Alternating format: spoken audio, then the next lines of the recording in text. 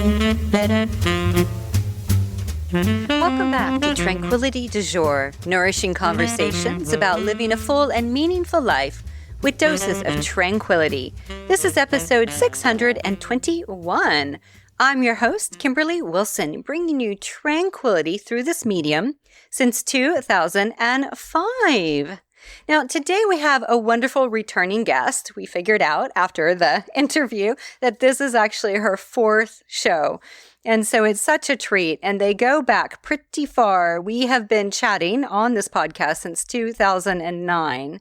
So today we're talking all things big vision. So, right, as you think about moving into this brand new year and thinking about how you want to show up, this is the podcast for you.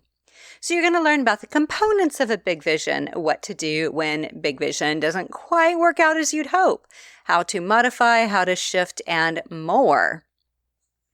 You'll find the show notes for this episode at kimberlywilson.com/621.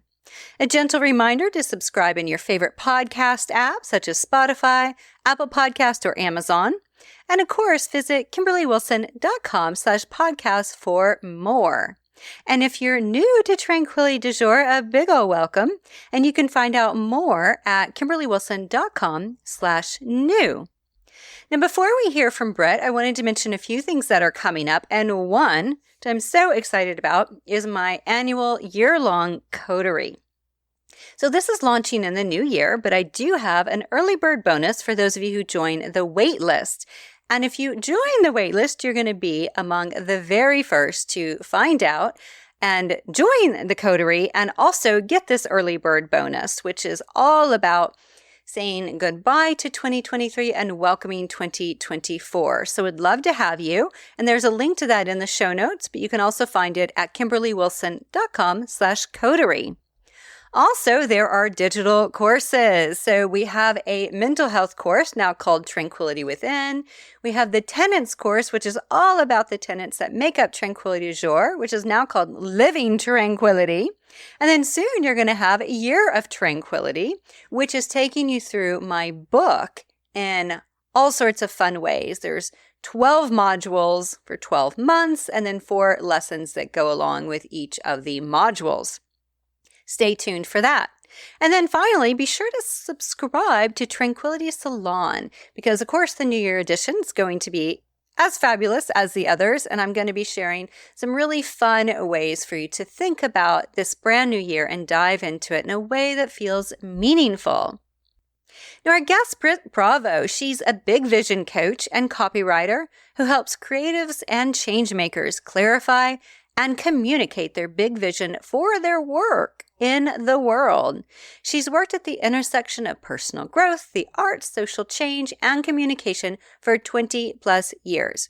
And let me just say, I've known her a very long time, and I've also worked with her, and I have had her come to the Coterie and teach guest classes, and she's just freaking amazing. She's the kindest, sweetest, most magical soul. So I think you're going to love this interview. Now, you can also find our guest on her website, brittbravo.com, Instagram, bbravo, LinkedIn, Britt Bravo, and Facebook, Britt E. Bravo. There's also a link to the previous podcast that I've done with the lovely Britt.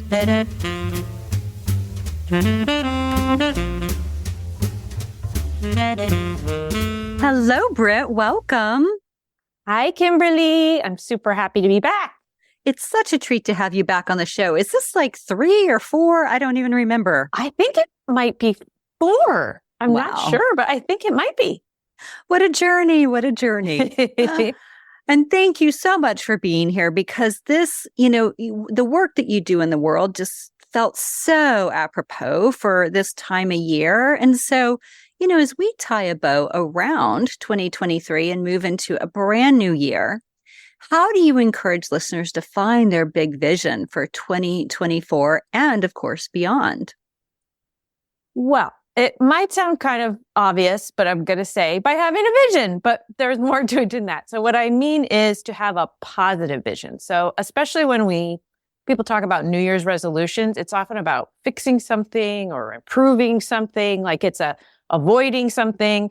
And all of those things are sort of negative visions. And we sometimes think that's a vision, like I'm going to stop doing this, or I'm going to fix myself to do that. But that actually doesn't motivate us. It might motivate us for a very short period of time, but a big vision is big. It's long term. It's far reaching. And so you need to sustain that. And to sustain that, it needs to be a positive vision.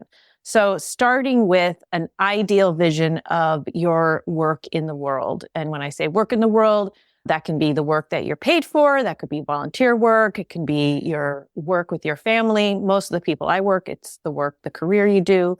But starting with a positive vision, an ideal life vision that you're going towards. Now, I'm 54, and if any of your listeners are kind of older or in midlife, what I find sometimes for folks is they sometimes have a little more trouble visioning because there's been some hard knocks in life, and there has to be a certain dreaming quality, idealism to visioning. And years ago, after I had gone through kind of a difficult period, I had this dream where my grandma, who was one of my favorite people, she lived to be 100, said to me, practice dreaming.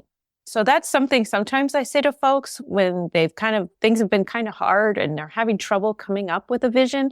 It's like practice dreaming. It's like a muscle that's easier sometimes to use when we're younger, to practice dreaming, practice having that vision. Now, another obstacle sometimes people have about having a vision is that they are too scared to say what it is, because it feels very vulnerable to want something, to desire something, to dream for something, and for the chance that maybe it won't turn out the way you want it to.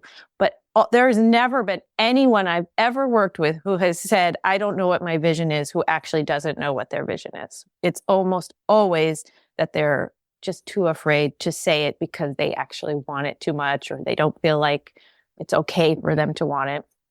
And then the other obstacle sometimes people have, especially folks who have big visions, is they're very creative, and creative people have lots of ideas. And so they don't want to choose. So they're like, I have 5 different big visions or 3 different big visions. And so I don't know. And I'm so unfocused.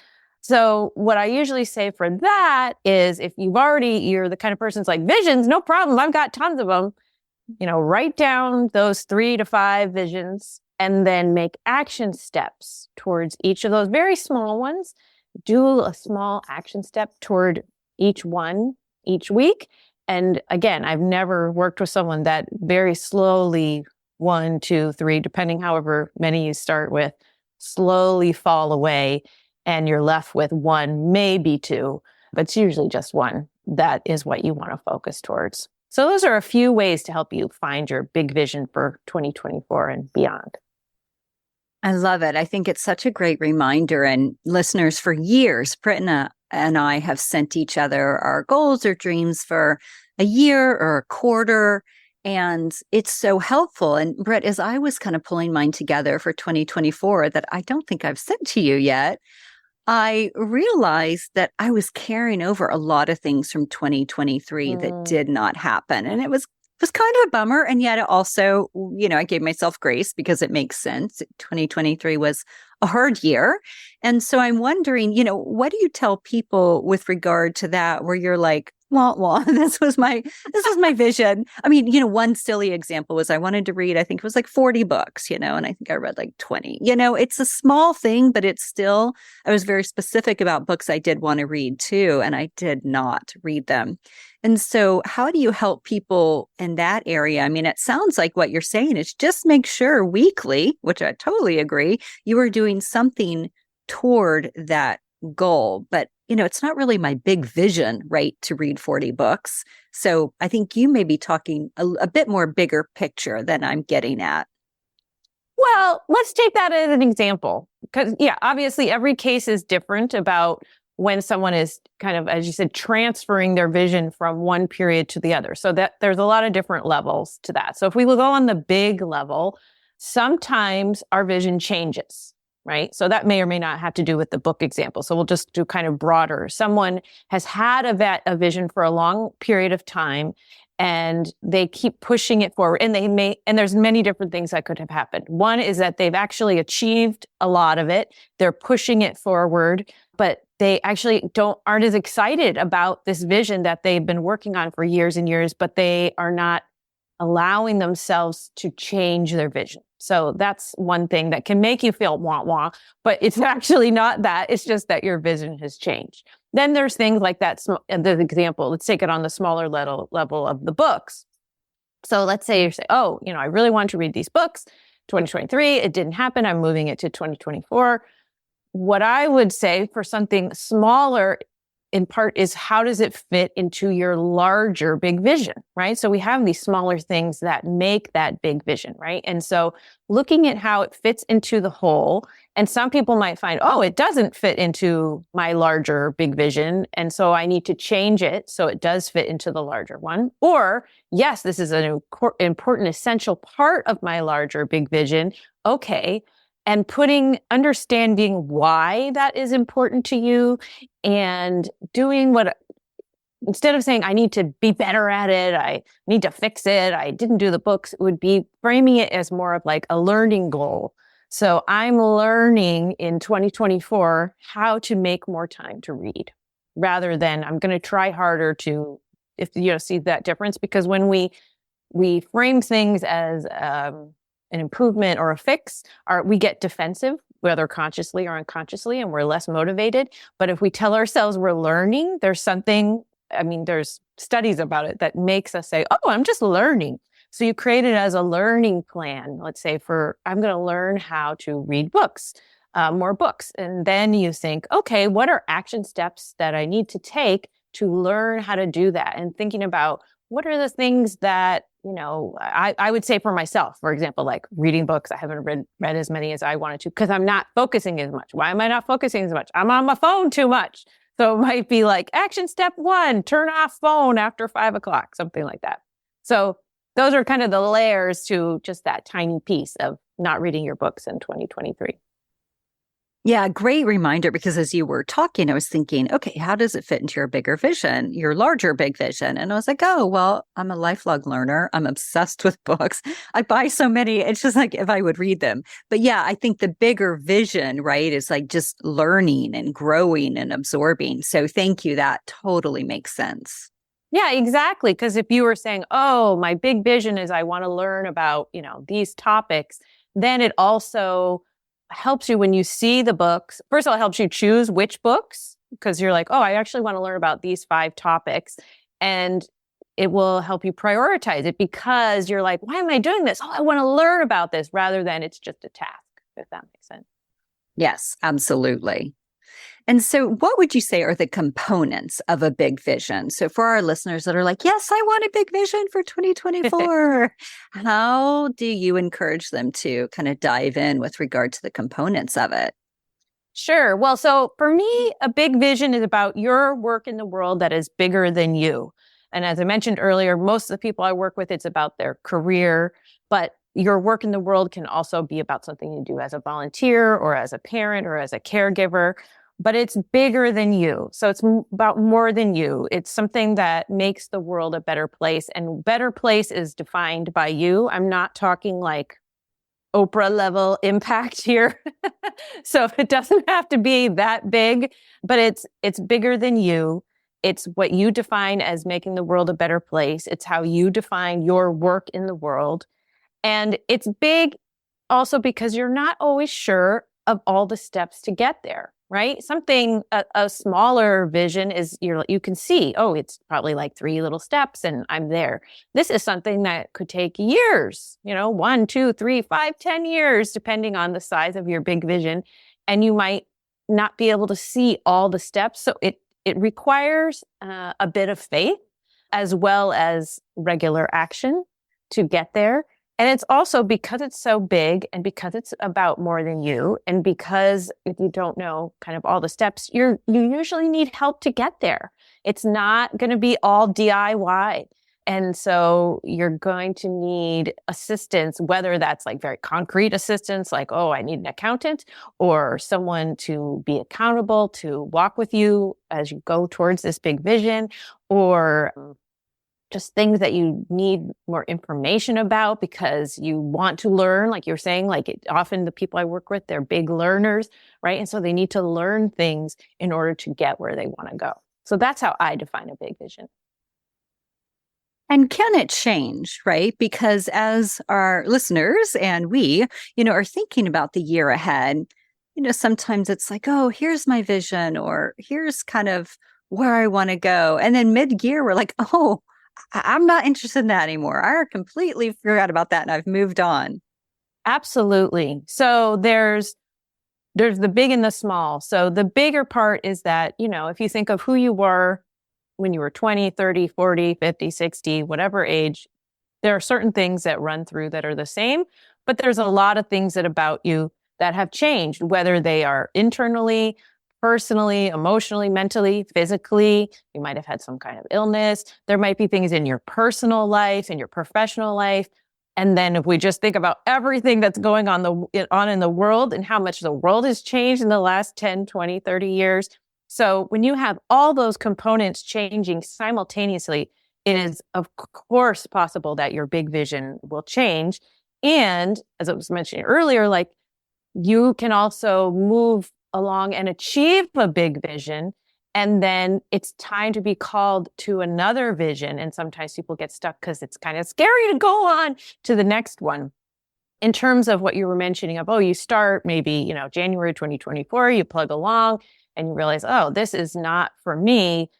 That is actually a great thing, because a lot of times when I work with folks and they're stuck, it's because they're not taking action. So they're trying to make the whole vision work out in their head and try to figure out what the ending is going to be. But you're only going to know if things are going to work by doing it. So the example I always like to use is when I graduated from college, I thought I wanted to be a massage therapist because people said I gave great back rubs. And so I decided, what's a good small step for that? I'll take a class and see what I think. And I'm not kidding you. The very first day, it was like a shiatsu class, which is when you take all the clothes off and everything. And I get in there and they're like, okay, here's a technique, whatever. Now you're going to practice on each other. Okay, Britt, here's this very hairy person. You're now going to practice this technique. And I was like, oh no. And within minutes, I knew this was not the big vision for me. Could I have figured that out in my mind by not doing it? Absolutely not. So it is part of the process for things to fall away, and that helps you hone the direction that you want to go. Yeah, that's such a great example, right? Sometimes we're like, oh my gosh, this is it, or this is where I'm going. And then, 2 weeks into a course or something, we're like, oh no, this is not. And it's so smart, I think, for people to be able to recognize that, because, sometimes you just keep plugging along. You're like, I already invested in this, or this was my dream. I have to stay in it. And yet sometimes, we have to just kind of cut the cord and move on. Absolutely. And sometimes it's saying, oh no, I will never be a massage therapist, which is the case for me. But also, I think if I had still had that deep feeling, I could have looked into other modalities. For example, there is, which I did not know at the time, there's what is it? Sorry. Before I said it was shiatsu that you take the clothes off. That's not the clothes. Shiatsu is when you keep the clothes on. That's what I was going to say. If I had known that, maybe I would have done that and it would have been better. So sometimes you just have to abandon the whole thing, and sometimes you just have to modify. Yes, to modify.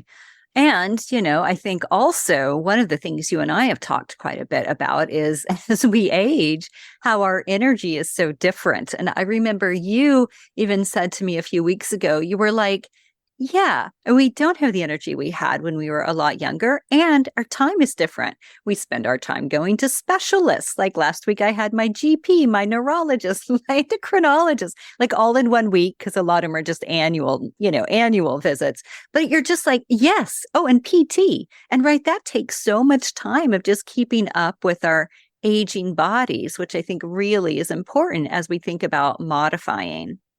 Absolutely. Absolutely. I mean, I think There's the physical element, there's the energy element, there is just more things. I don't have children, but many of the people my age have teens.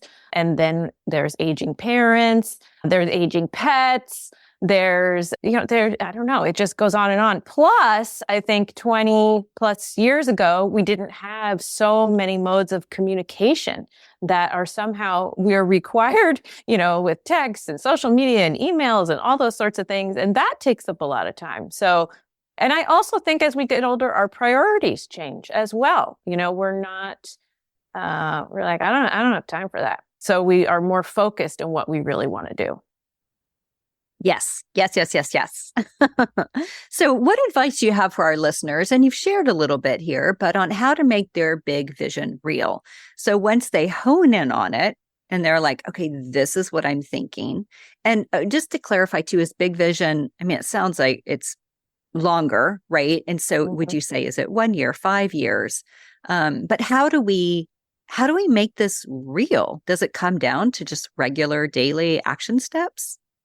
That's definitely part of it. So in terms of, sometimes I think it's helpful if the farther out you can go with your big vision, the better. But I also know that freaks people out sometimes. So the shortest I usually do is a year.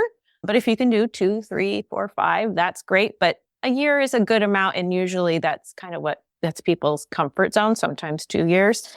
So their action steps is a part of it. If I kind of put it into a sequence, I would say like the first part is what we already talked about, having that positive long-term vision and also creating it from like a relaxed place, not a fearful place. Using that framework, like we also already talked about like learning rather than improving and fixing if there's anything that you're wanting to change, because that's more motivational. A third piece we haven't talked about is writing down goals. There's studies about that just writing down your big vision, writing down action steps, that process, people who do that are often more likely to achieve what they want to achieve. Then we get into the action step part, right? And so, like I mentioned with people who have multiple paths, like tiny steps towards that, or like by taking the class to see if I wanted to be a massage therapist, like those consistent action steps, they don't have to be large. And if you can kind of write them down, I think it's nice if you write them down and then see that you did them. That gives you that sense of momentum. Also embracing an experimental attitude. And that goes back to what you were talking about. Oh, you tried it, it didn't work. I think when folks think, oh, it's this, and this, and then something goes wrong, then, oh, it's failed. My big vision is over. But it's a very creative process. You don't know things until you know them. And so having that kind of experimental mindset of, I tried the massage therapy, it didn't work. Okay, where am I going to go next? Or, I tried this, I don't know the answer. How am I going to get that answer? So having that experimental mindset. And then finally, having some form of accountability. And accountability, I feel like we need a friendlier word. Maybe you have a fun word for it, Kimberly. But, again, there are studies that it can be a coach, it can be a mentor, it can be an official group, but it can just be a friend. But there's studies that show if you, like once a week, if you say it's a friend, you email that friend and say, here's some stuff that I did. Here's what worked. Here's what didn't work. Whatever you kind of feel comfortable about sharing on that regular checking in process. Again, people just make more progress towards their goals. If nothing else, I think it just keeps it top of mind. So those are sort of, if I was to look at a progression, some of the things that help you make your big vision real. And one of the things I'm curious about is, do you like to do collages, like a whole vision board experience?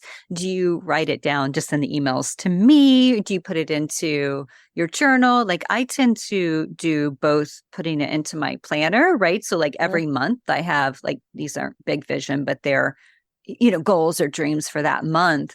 And then I also have an Evernote folder that I think I started in 2015, where I have goals for each of the years. And you have been so good about kind of breaking them out into quarters with me, because you were like, I think that's a bit much, right? So I'm like, okay, I'll move it to the next quarter.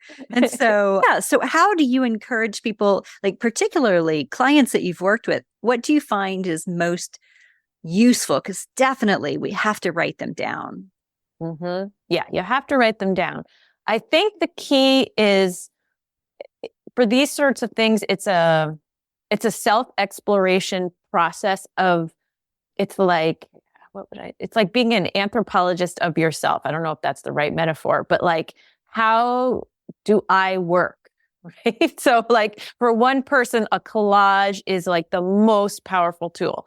For somebody else, like a calendar or an Evernote or a writing to your friend or, is the tool. And for someone else, it doesn't work at all. So it again goes with that experimental kind of attitude of if that's not working, don't keep doing it, try something else. But all that said, I do think that the accountability with another human is probably the most powerful, useful tool. I don't know exactly why that is, but it is maybe because it's just you're not in your own silo is not the right word, but you're not in your own world, right? Of just kind of cycling over and over and trying and trying and trying. You have to go out, articulate it, whether it's verbally or written to some other person. This is what the vision is. These are my action steps. This didn't work. This did work. This is what I did. And perhaps it's that reflection process, but also having it reflecting outside of yourself that helps you move forward is what I've seen. Yeah. I think for us, I wish there was a sexier word than accountability, but it works, we can come up with something sexier, but it's interesting. And I just remember in my positive psychology studies, and I have it in my book, Year of Tranquility, but I'm blanking on the percentage, but it was super high. Like if you have an accountability partner or buddy, whatever you want to call it, you are X%. And I'm blanking, but I want to say it was like 150 or like something just off the charts. Like you're so much more likely. And I think it's like, because you've told someone you're going to do it. And so you then feel more of a, pressure in a good way, hopefully, but to actually do it versus just checking it off or marking it off of your list and being like, oh, next year. Yeah. And I think if you were to use like a positive psychology framework, and that's why I don't particularly care for accountability. And you are absolutely right. There's some kind of amazing percentage, which you and I obviously need to find about how this helped you. But it's because I think some people, what doesn't work is if someone is feeling pressure or feeling like they're going to feel badly. So I think who you share it with is super important so that it doesn't feel like a chore or you don't feel any kind of negative emotions because you didn't make your goal this week, that it's someone that it's like a very supportive, kind. And I think reciprocal is also very important because, when I've either worked with people one-on-one or in groups. And it's more, I was going to say in groups when they can see each other, you watch other people's ups and downs. You watch people have successes. You watch people hit obstacles and move through them. And you can see that you can do that also. And I think that is an important part of that quote unquote accountability process. So I would encourage folks who are looking for an accountability partner, find someone who you trust, who you can be reciprocal with, that you both embrace this learning framework rather than we are going to achieve this achievement framework. I think that's what I would say, learning over achievement, so that it's a real positive, nurturing exchange as you're working towards your big vision. And I think having someone who kind of gets you, like I feel like we get each other and have been part of each other's lives for a very long time and are at similar stages in our lives. And so it might be a little harder to have somebody in 30 and then somebody who's 60. Not that you can't have accountability partner, of whatever age, but it's like the energy is just so different in midlife. And so I find it really helpful to have someone such as yourself who's like, I think you need to push that off. And so, yeah, that's really helpful. People who will be honest with you too. Yeah. And one thing that it was a great tip long ago. Well, I started doing this work, I don't know, 25 years ago when I was trained by Carol Lloyd to teach classes based on her book, Creating a Life Worth Living, Career Design for the Creatively Inclined. And one tip she always gave about if you're going to have like a partner is do not choose like a life partner or a family member, someone who's going to be invested in your achieving your goals, because then they come with kind of some expectations lens, which I thought was a very good, or someone you feel competitive with. So don't, I wouldn't do that either. If you're an artist and they're an artist, but you're like a little secretly envious of how they're doing, like that would not be a good combo. So that's something else to keep in mind. Yeah, great reminder or great point, really, in particular about that. And I hadn't really thought about the competition thing yeah. And I think also being on a similar level. And what I mean by that of like, dreams and whatnot, it's like, it helps to kind of understand each other in that way too. Absolutely. Well, Britt, any final thoughts before I ask you my last question? Any final thoughts you have for our listeners on really honing in on and bringing to life their big vision for the new year? Well, I think, the world right now is kind of intense. I think most of your listeners would agree. And sometimes if you're someone who has a big vision for a better world, when you kind of see how things are going, it can feel a little discouraging. And so I just want to encourage you, if you're feeling a little bit discouraged about the world at large, to, as my grandma said, practice dreaming, because this is the time when your big vision for a better world is really and truly needed. So please practice dreaming, have faith in your dream, get support, and start taking those small action steps, because we need your big vision and we need you to make it real. One thing too, I realized with that final thoughts is like, I want to ask more before the final question is, what about tying a bow around 2023? And especially for people who are like, oh, nothing happened because I was so busy dealing with medical issues or caregiving or putting out fires. How do you help your clients and our listeners navigate that? That's a great question. So I think that often we focus on, what I need to fix. That's kind of a theme I keep saying, but I think people do that automatically, especially if it's been a hard year. But it's not necessarily what you should focus on. What I would say and what I would do with clients is, let's look at 2023 and let's tell me a story about a high point. And this is something from positive psychology.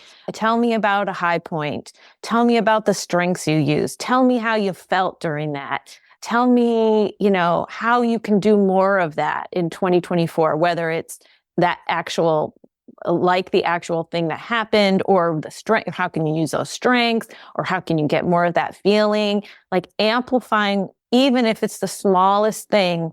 Even if 2023 was just a hot mess, one that stood out as a positive, strong moment, and then thinking about how you can take that into 2024. On the other hand, I'm not a big, like, everything is rainbows person. So of course, there are things that you want to change.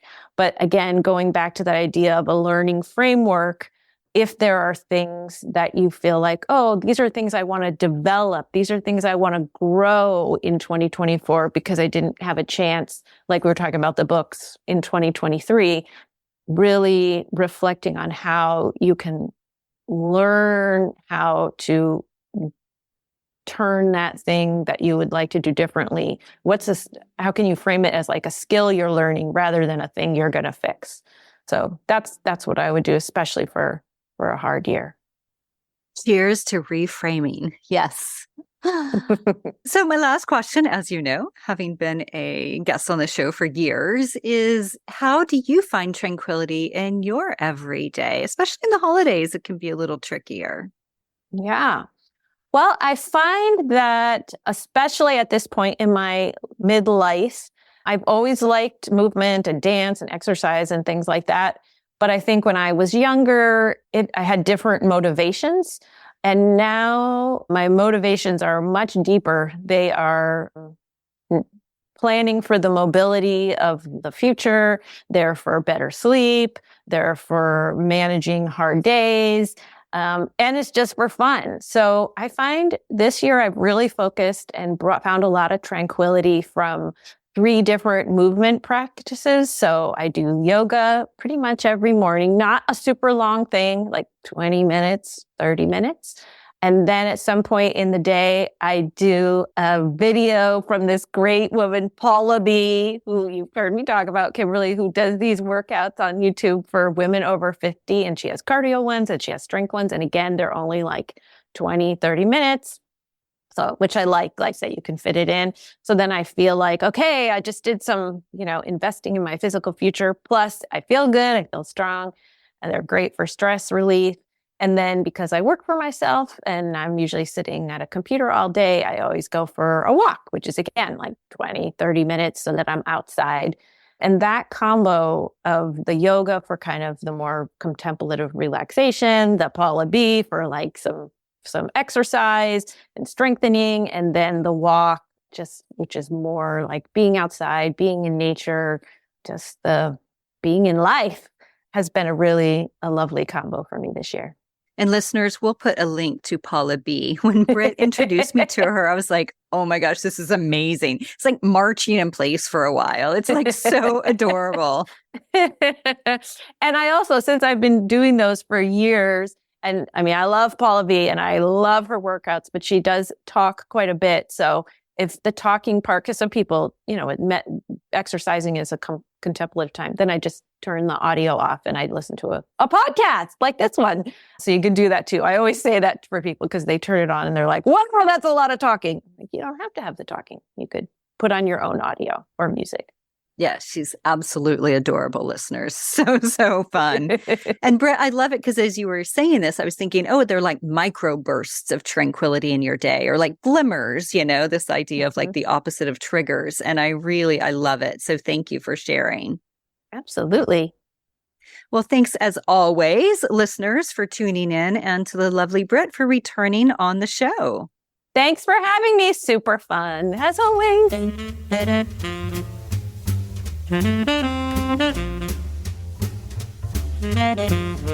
Now, there's a few things mentioned in the show that I wanted to share. So one is Paula B. We talked about this woman who's so fun. And Britt shared her favorite workout pieces. So a workout series with Paula B., which is a 31-day low impact, and also a 30-day yoga with Adrienne series that she really likes. So there's links to all of these in the show notes. She also mentioned a 5-course inspired leadership specialization that has informed her work, and that is available via Coursera. There's a link to that in the show notes. Also, we couldn't quite remember the stats, and she found some. And of course, I've seen a few studies that are actually higher than this, but these are still good. And one is from Inc. that you are 42% more likely to achieve your goals if you write them down. That's pretty on par with what I thought.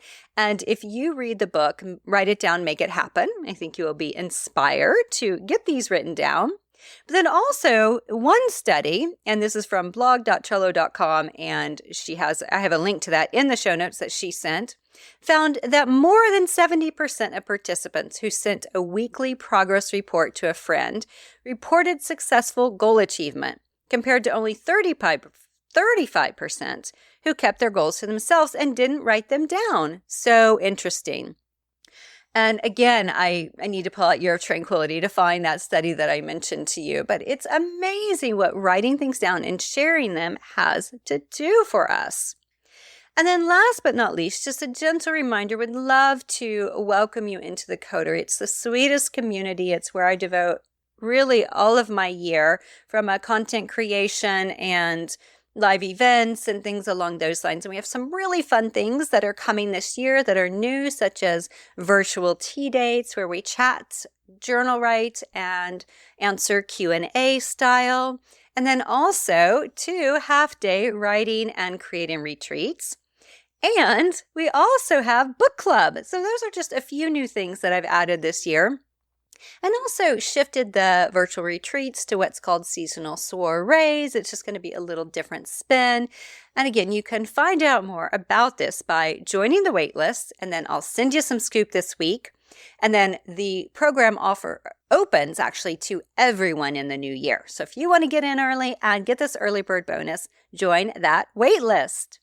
All right, so finally, a gentle reminder, let's connect. Love being with you all. And if you would like to receive love notes, which are sent out weekly to every other week, you can do that by signing up at KimberlyWilson.com/love notes. They're invites, inspiration, and more. The latest one was all about creating space. And I also gave some blog links to Glimmers, which I'll put in the show notes, and Paris, my recent trip to Paris, and more. So it's kind of a fun way to get a write-up and a compilation of all things. And of course, it's free to join. And then there's a link to browse my 6 books and planners. Follow along on Instagram and YouTube.